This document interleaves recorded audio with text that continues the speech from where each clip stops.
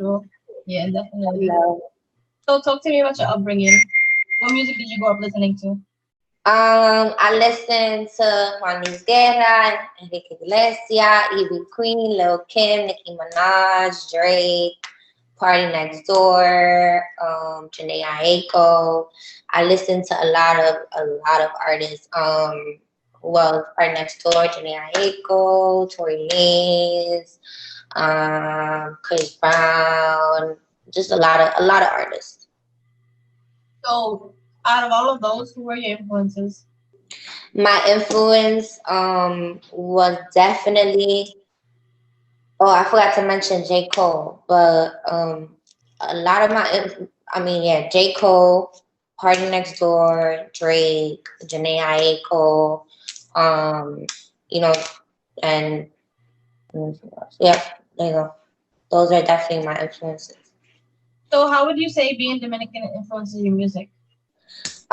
Being Dominican, I think the lingo that we use, the certain things that we know are like spicy to say, are the way that I incorporate it in my music. Like I make sure like when I'm incorporating any Spanish that is usually like the Dominican slang, and that my Dominicans are the main target that are gonna understand me, and then also my Latin community.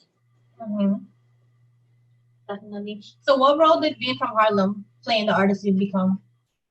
Definitely the just the jigginess, being, you know, just jiggy and Mommy with the curls, yeah. yeah, jiggy mommy with the curls. You already Yeah. know, just always keeping it fly, and also, um, just also realizing that there's a lot of different people in the world that are being you could cater to in your music, because being from Harlem is a lot of different cultures and stuff like that. So even when it comes to me switching my flows, I know the type of like audience that I'm catering to also.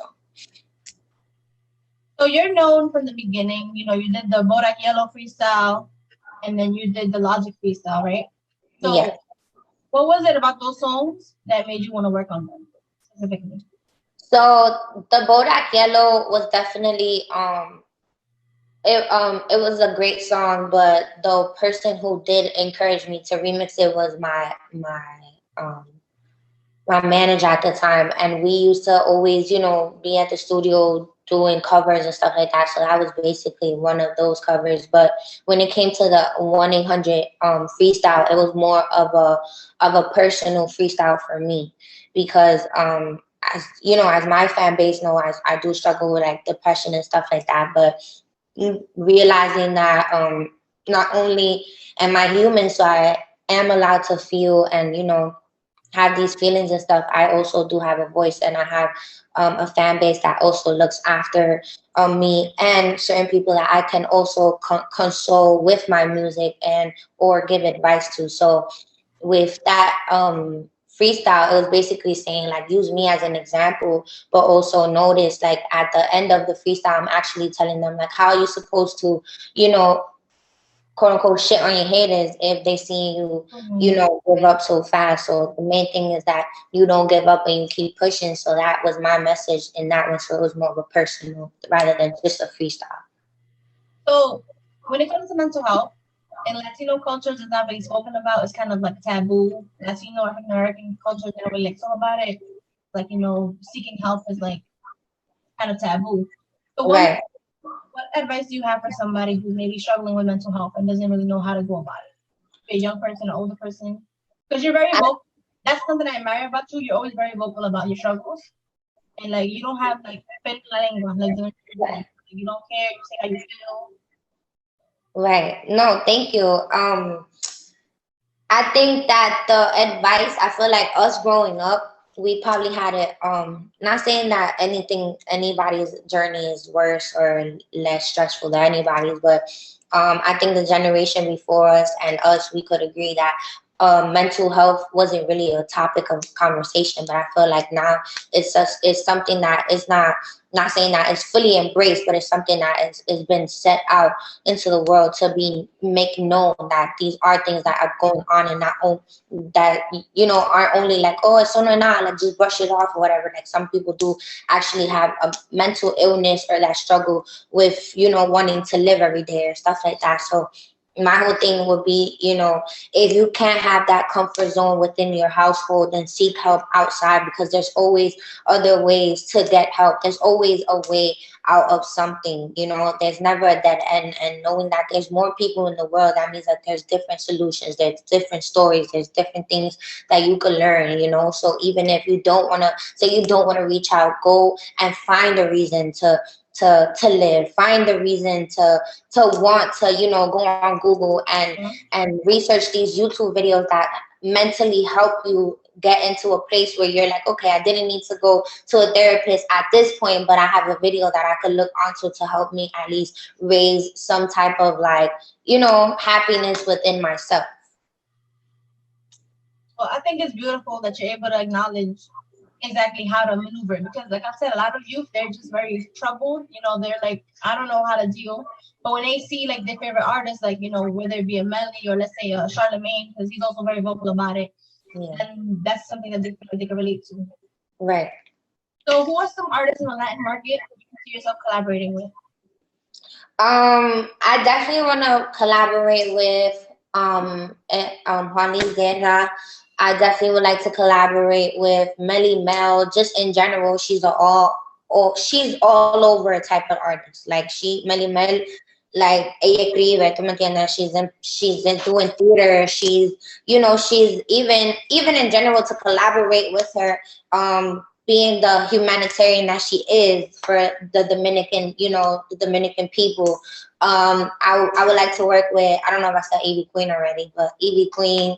I would like to work with the new girls that are coming out of DR too, which is Toshika, La Perversa, the other girl too. I forgot the other girl. She's beautiful.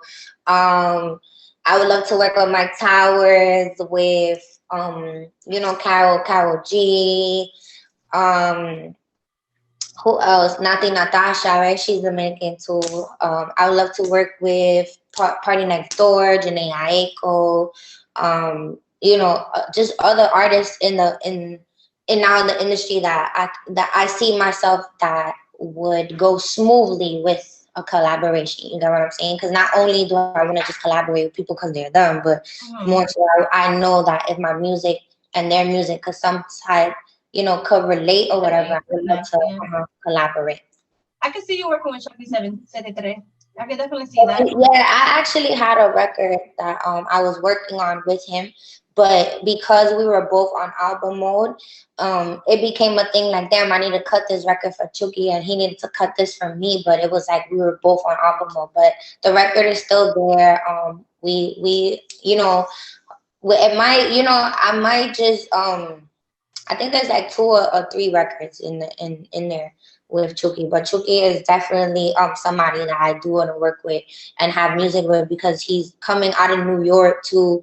I always like to support people coming out, like CJ, Whoopie's coming out and stuff. Yeah. I'm supposed to go to LA to also work on music with him too. So on the topic of New York rappers, you recently worked on a track with Smooth L titled BDE. Yeah. About? What did you say? What was that about? How did that come about? Oh, how did that come about? Basically, Smooth Out is a label mate, so he's it was even more easier to do and stuff like that. So that record came about that, but also during the drill era and stuff, I was aiming to also work with Favi. So me and Favi decided, since he didn't get to put his verse in, we were gonna work on other music too. So like that collaboration with Smooth L and stuff came from just automatically being in the same label and also being New York and knowing that drill was in that Smooth L. He came out with I know a palo. He bought it.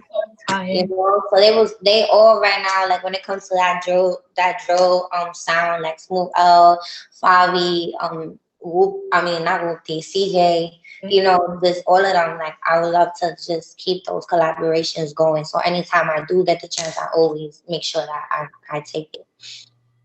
So in the past, you worked with Papier and created the dope track Nena. It's one of my favorites. So can we expect any more collaborations from you two? Yeah, I think Papi Air has a unique sound, and he also understands what's in and what's vibey too, knowing that he's a young producer. So that's something that I'm definitely gonna always look forward to always working with Papi Air. So See Me is like my top record from you because it's deep. Like every time I hear it, I can be happy, but it'll get me in my bag because it's just like you're like telling the person about themselves. Like it's a deep song. So how do you feel like you've grown from See Me to You Ain't Worth It?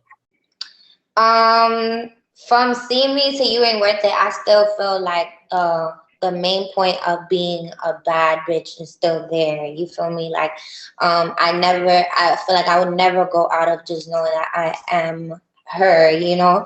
And also reminding my supporters like you are that, you know? So when it comes to the only thing that I say I would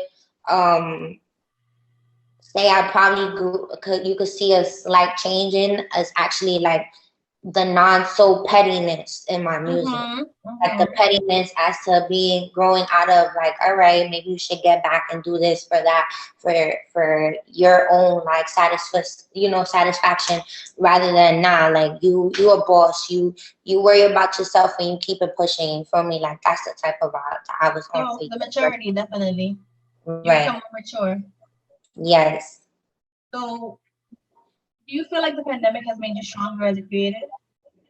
Yes, I feel like the pandemic has made me realize and appreciate life. Also, understand my voice and who my audience is and the impact that I have. It has also allowed me to, work on my craft even more because there was a time I did say I wasn't releasing music. So it did allow me a time of not feeling pressured at all and just flowing in the studio and just writing whatever just came to mind. So the pandemic was a real big turning point in my life to just seeing what's in front of me and appreciating what's already there. So you said in the past that your favorite song is Way Out. Is that still your favorite? Yes, I love Way Out. I love that's always gonna be my favorite because I feel like it's one of those things that when I first got signed, like it's just always gonna hit home. Like you always looking, not even just getting signed, like say just any accomplishment that you get done just being in the hood too, like it's a different type of feel because you just always feel like you one step closer to greatness. You feel me? Like you one step closer to a goal that's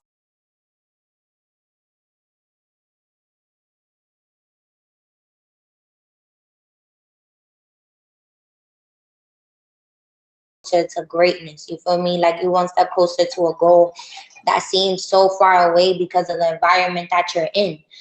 So Way Out is definitely something that's always gonna hit home because the song in itself talks about how we drink to run away from our problems, how we smoke to run away from our problems, and usually these same traits and habits come from people in the same environments that I grew up from. So it's always going to be one of my favorite songs. So Des Gray directed the Way Too Soft video, right? Why do you feel like it's important to work with female creatives in a male-dominated market? Well, working with Des, I feel like one of the reasons I did start to work with Des was because I understood that being on set, a male isn't always going to understand what goes into being a female or standing on heels, or you know what I'm saying, or just what goes into our bodies naturally or how we feel during the process of a whole full day. So I feel like to keep things more smooth, sometimes it's also good to have women around because we just make things better. Women just make things better. But not to downplay men, but we kind of just get things done and also are more sensitive to certain things. exactly than men would be. And I feel like also being a female, I mean a woman, I feel like the best thing that you can do is also bring on other women and give them the opportunity to shine on with you or next to you or without you in general. But giving other females the opportunity to just show out is a thing for me. So in all your videos, you tend to have a really handsome male lead, right? So who would be your ideal male lead in a video? My ideal male lead would be, I'm gonna have to say a William Levy. I feel like that would Yeah, definitely I could be, see that. yes, because I feel like that man is so gorgeous, and growing up, we've always seen him in novellas, Yeah. so that's just a beautiful thing. But that would definitely be my ideal male role. I saw the pictures from the People Festival and I was like, that's cute. It looks so cute. Yes, yes, it was an honor. Like it was nice to meet him. I feel you on that. So Hmm. how did you and Six Black come together for You Ain't Worth It? Um, wait a second. I needed that. So for You Ain't Worth It, girl, let me tell you how it happened. So I first made this song. Um, I don't know what it was. Oh, it was this one snippet. I don't know if you've ever been on my page and you've seen the snippet that goes, Jimmy Choo, Leo, and the Prada, just to get up and na. So that was a very like old school like Lauryn Hill vibe. So I'm like, yo, I want to release this song, but I need a artist that's gonna like go with this. So I was like, yo, who do I vibe out to? That's one. And who do I feel like could just hop and just swag out any beat? And I feel like Black has that. It's like this thing that only like he has, that he could just hop on any beat, and it's like he just owns it because he makes it his own, and also he's not switching up his flow. It's the same like little chill, that vibe. So when I had sent it to him, he was like, nah, that ain't it. So I was like, shit. So I didn't care. I was like, listen, I'm gonna get this little feature because I really did want to work with him. So when I went back inside the studio, I picked the You Ain't Worth It beat, and I was like, this is the one. And I started working on it. And when I finished it, I sent it right to him, and he loved it. And he cut the verse, and then the song was made. Yeah, it's definitely a dope song and the video's really dope too. So you collaborated with Egyptian on High For You. Is there anyone else in the reggae dancehall world you can see yourself working with? Yes, I see myself collaborating with Busy Signal. I definitely want to collab with Spice. I want to collab with Spice. Shensia. Like, there's a lot of great artists, and Russian actually was the person to work with me for Hit My Line, and he's also like in the Caribbean, Jamaican. And I just love Jamaican people. That's another thing. Like, I love the food, I love the culture, I love the music. So that's just something that I would always love to like the branch out to and collaborate with, like a popcorn. You feel me what I'm saying? Or Yeah. a wine or all of them. And you definitely have the moves, so I could definitely see that happening. Oh, Every time you go on IG, you see Melii vibing out to something. So what's the vibe like when you're in the studio? The vibe is definitely low lights, LED lights, candles, a little tequila. Casamigos or Patron? I be girl anything. I be drinking Casamigos. I be drinking 42 Azul. I be drinking wine. I love my wine. That's something else. Like, it's a different vibe. Sometimes I feel like depending on what I'm drinking is the type of vibe that comes out to. And sometimes when I'm not drinking, sometimes I'm just not, vibing out.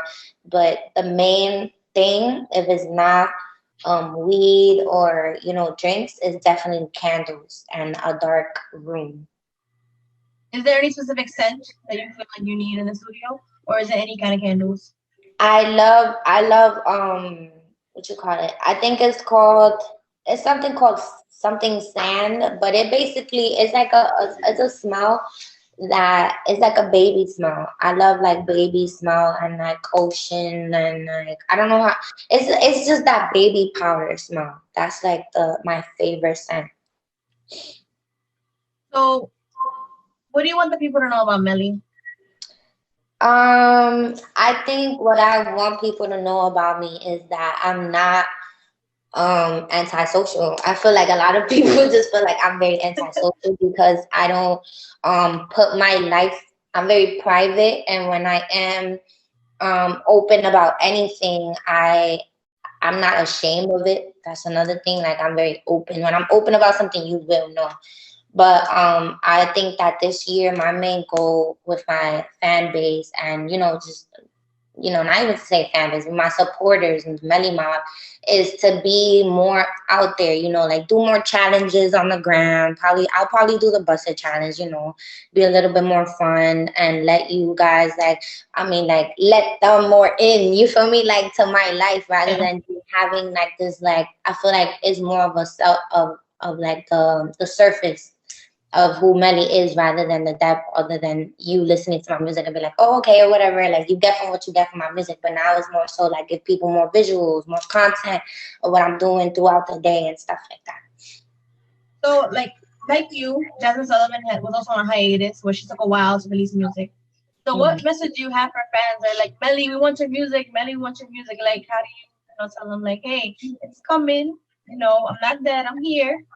But, like, what Um, message do you have for fans that like to push? Because I feel like that kind of, like, impedes the creative process.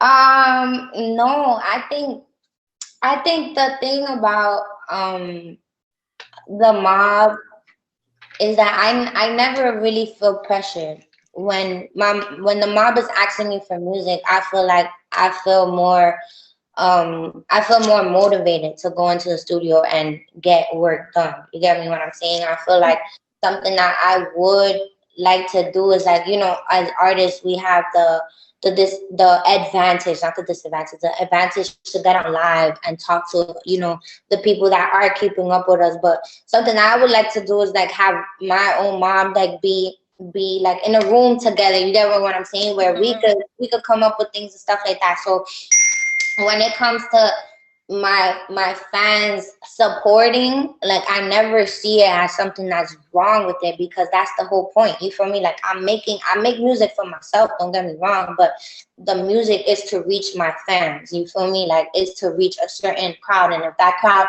is demanding certain things or want certain things, and that's another thing, they never demand. It's like, you get what I'm saying? Because Yeah. it's so like if it's your friends telling you like, yo, do this or whatever the case may be, but it's always an exchange of I do the music and y'all I have the privilege that they get to listen to me, you feel me, and vibe off of something that I vibe with, I created the vibe for.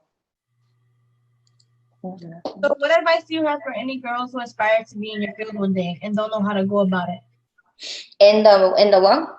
In your field, what advice do you have for any girls that aspire to be a singer one day and they don't know how to move about it?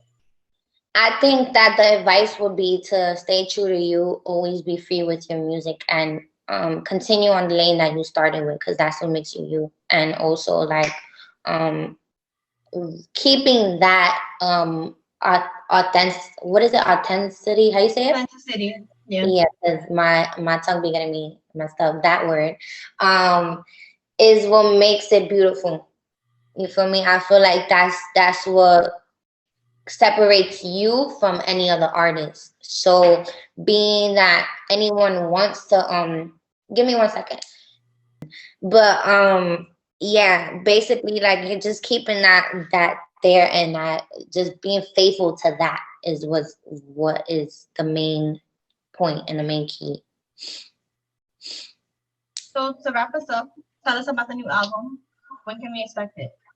The new album is very vulnerable. It's obviously Melii vibes. It's coming in all different type of directions. But right now I don't have a date for it, but definitely 2021 will be the year it's coming out. What's up? It's your girl Melii, and I'm tuned into Hip Hop Basement. Thank you so much. Really appreciate it. Been trying to get this to happen for a while, so Yes. Really Thank taking you, the love. time. I appreciate you for having me, and thank you Thank for you. your time. I love. Thank you. Bye.